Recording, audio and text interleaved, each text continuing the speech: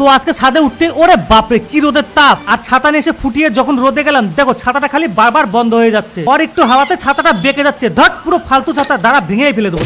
দাঁড়াও তুমি ছাতে ভাঙছো কেন? তো কি করবো, এই ছাতাটা রোদে ফুটালে কোনো কাজই করছে না। ঠিক আছে, তোমার জন্য আজকে এমন একটা ছাতি নিয়ে আসবো না যেটা রোদের বৃষ্টিতে সব জায়গায় কাজ করবে। ঠিক আছে চল দেখি তুই কেমন ছাতা নিয়ে আসিস। এই দেখো ছাতি চলে এসেছে, এই নাও ছাতা।